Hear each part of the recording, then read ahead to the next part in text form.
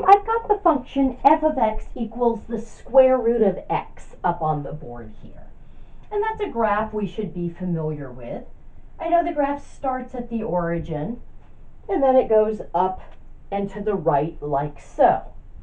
Notice the domain of this function is everything from 0 to infinity. It's all non-negative numbers, so positive numbers and 0. Okay. Now certainly if I look at the graph of this, nothing weird happens. I really want to be able to say that this function is continuous on its domain. We're going to need to modify our definition of continuity, though, in order to be able to say that this function is continuous everywhere on its domain. Because right now, our definition of continuity is that the two-sided limit has to equal the function value. Now, certainly that's true for every positive number in the domain. For any point along this part of the curve, I get what I expect. At 0, I get what I expect if I'm following the curve in, but I can't take a two-sided limit at 0 because I can't approach from the left because the function doesn't exist to the left of 0. Now I think it kind of makes sense that when we're working with a function, we're only concerned with values that are in its domain. Okay. So what we're going to say for this value of 0, which is the end point of our domain, is that f of x is continuous from the right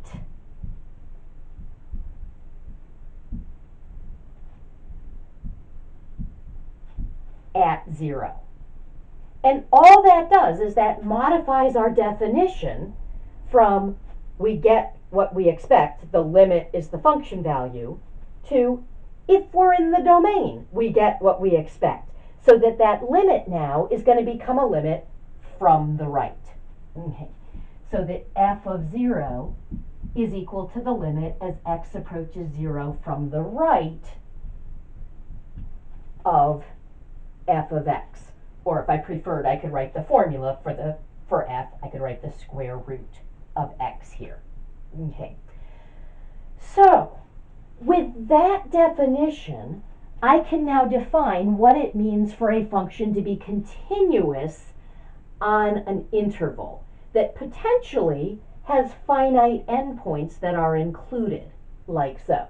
Now here, this is an open-ended interval. I can go as far as I want to the right, and I'm just going to use my regular definition of continuity for all points over there. But if I have a function and I want to talk about it on a finite interval, so this is going to be a definition, f of x is continuous on a closed interval from a to b. So I've got a finite left endpoint that's included and a finite right endpoint that's included. Now, I'm going to be able to use this definition if I have a function whose domain is a finite closed interval like this. But I'm also going to be able to use this definition even if I have a function whose domain is all real numbers, but I just want to study it on an interval. So sometimes this will be the natural domain of my function. At other times, it might be that that's just the piece of the function that I want to work with for a particular problem. Okay. And what's going to happen is I've got three types of points in this interval. I've got the left endpoint A, I've got the right endpoint B, and then I've got all the points in the middle. So our definition of being continuous on this interval is going to be a three-part definition. So what we're going to have is that f is continuous from the right at a. Okay. So that means that the limit as x approaches a from the right of f of x is equal to f of a. Now notice, a is the left endpoint. At the left endpoint, I want it to be continuous from the right. If I just draw my number line, we'll see that that makes sense. I'm only working with this interval here from A to B. These are the only points that I care about. So if I'm at A, I don't care what happens over here to the left of A. I care what happens as I'm approaching from inside of that interval. Okay. All right, B is my right endpoint, and I'm going to need F to be continuous from the left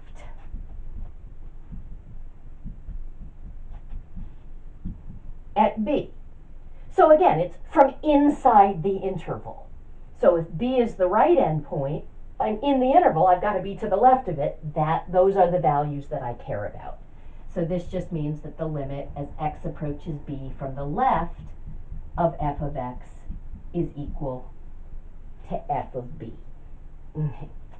And then the third condition that we'll need is for all the points in the middle.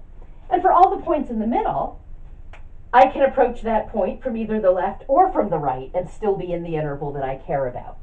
So we'll just say that f is continuous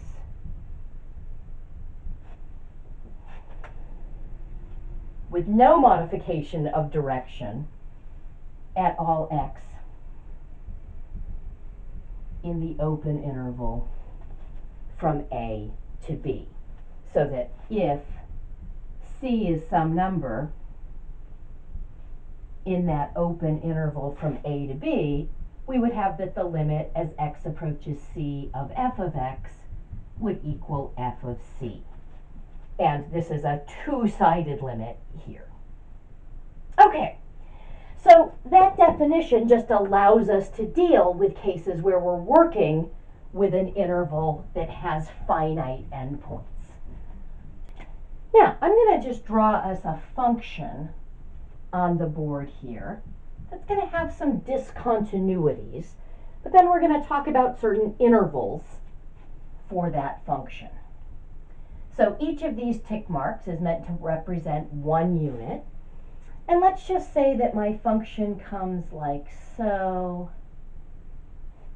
I'm going to have a jump discontinuity at -1.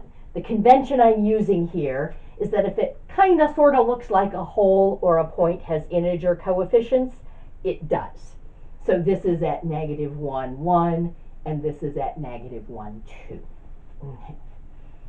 And let's just continue along here. And then have another jump discontinuity down like so. And go like so. Okay. So I want to take a look at various intervals and see whether my function f of x is continuous on those intervals. So if I were to look at from -infinity to -1, and I'm going to look at both possibilities here. First, not including -1, and then including -1. Okay. Now, I have a jump discontinuity at -1. Okay. Coming in from the left, are we continuous here? Yeah, because that doesn't include -1, which is the location of the discontinuity. Are we continuous on this interval, which includes -1? No, this is not continuous. There's a discontinuity at -1. But more importantly, if I'm working on the interval from -1 to 1, I only care about the limit from the left at -1. But the limit from the left would be 1. The function value is 2, so this is not continuous. Now let's look at the interval between -1 and 1. Now here's the interval not including the endpoints. That's pretty straightforward, because then I've just got a linear function that's going to be continuous. Are we continuous? Whoops. Are we continuous on the closed interval from -1 to 1? At first glance, we might be tempted to say no, because there are discontinuities at both -1 and 1. But remember our definition for continuity on an interval. I only care about approaching the endpoints from within the interval. So at -1, which is the left endpoint, I only care is the limit from the right equal to the function value at -1, and it is. At 1, I only care is the limit from the left equal to the function value at 1, and it is. I don't care about the two-sided limits, which don't exist at those endpoints. I only care about approaching from within that interval. So we would say that this is continuous if I just look at that interval. If I include the entire domain, I would say the function is not continuous at -1 and 1, because then I'd be considering two-sided limits. But if I'm only considering this interval, I'm only looking at one-sided limits at those endpoints, and the appropriate one-sided limits from within that interval are equal to the function values at those points.